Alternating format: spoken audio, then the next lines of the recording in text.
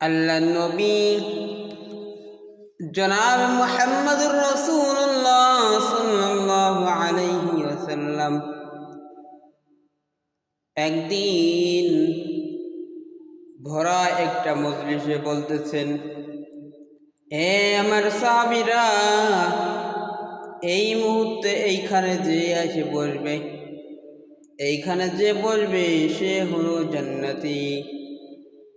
সাহাবীরা সবাই অবাক হয়ে গেল, কোন সাহাবী ওই জায়গার মধ্যে গিয়ে বসে। দেখতে না দেখতে আব্দুল্লাহ আনসারী ওই জায়গায় এসে পড়ছে। এর মাঝে সকলেই বুঝতে পারে ওই বান্দা জান্নাতি। সুবহানাল্লাহ। ঠিক তদ্রূপভাবে আর কয়েকদিন পরে আরেকটা ভরা মজলিসে বলেন, হে আমার সাহাবীরা, তোমরা এইখানে যারা যে এসে বসবা, এইখানে তোমাদের মধ্য থেকে যে এসে বসবে সেই বান্দাই হবে জান্নাতি।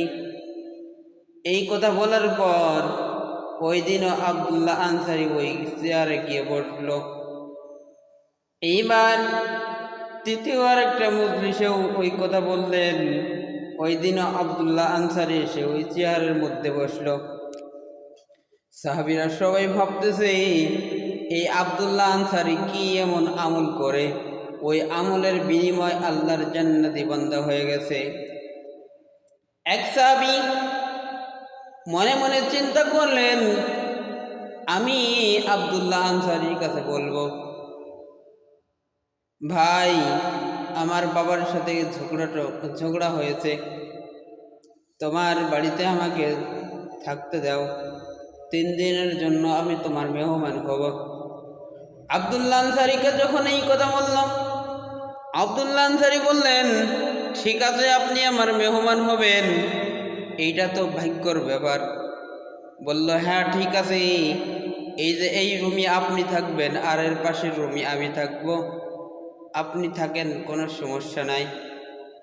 ওই সাহাবী 3 দিন থাকলো আর চেয়ে চেয়ে দেখলো আব্দুল্লাহ আনসারী কি এমন আমল করে যে এই জন্যই আব্দুল্লাহ আনসারী জান্নাতি।